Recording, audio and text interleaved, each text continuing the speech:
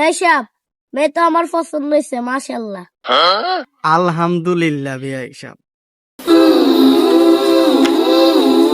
ছেলেও আমার মাশাআল্লাহ, মেয়েও আপনার মাশাআল্লাহ। এখন আমরা সামনের দিকে আগাই।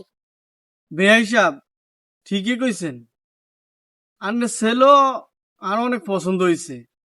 যেহেতু মেয়ে আর ছেলে দুজন দুজনরা যে অনেক বছর ধরে ভালোবাসে, তাহলে এখানে তো আরো কোনো আপত্তি নাই। তো আন্নেরও যেহেতু পছন্দ হয়েছে, তাহলে আমি মনে করি যে আমরা বিয়ার ডেটটা ফাঁকা করি এলাই এখনই। না বিয়াই সাহেব, পাকা করার আগে আমার কিছু কথা আছে। কি কথা বিয়াই সাহেব, বলেন শুনি। আমার ছেলের জন্য সামান্য কিছু আবদার আছে। বিয়াই সাহেব কি এমন আবদার, বলেন আপনি, সমস্যা নাই। ছেলে যেহেতু কৃষি কাজ করে, তাই আপনার কাছে সামান্য কিছু আবদার। এই সামান্য 1 লাখ টাকা দিলে হইব, ছেলে জমি কিনবো আর 2টা গরু কিনবো।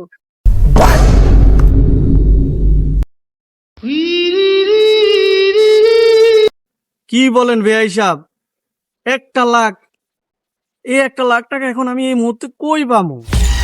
আপনি তো জানেন আমি দিন আনি দিন খাই, আমিও তো একটা দিন মজুরির কাজ করি, একটা রিক্সা চালাই খাই। তো এই মুহূর্তে আমি 1 লাখ টাকা কই থেকে পামু আমি? যাক, যেহেতু আপনি আমাকে 1 লাখ টাকার কথা কইছেন, জামাইয়ে খাইবো, আমাকে কিছুদিনের একটু সময় দেন।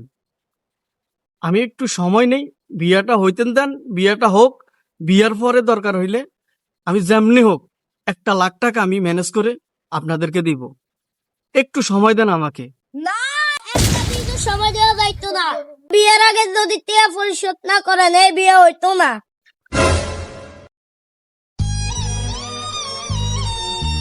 বিয়াই সাহেব একটু দেখেন, যেমনি হোক আমি 1 লাখ টাকা ম্যানেজ করি। আমি আপনার করে বিয়ের কয়দিন পরে 1 লাখ টাকা আমি আপনার করে ম্যানেজ করে দিই আমি। না, একটা দিনও সময় দেওয়া যাইতো না। ওই চল। আমার হ্যাঁ, আমার বিয়া। আমার হ্যাঁ, আমার বিয়া।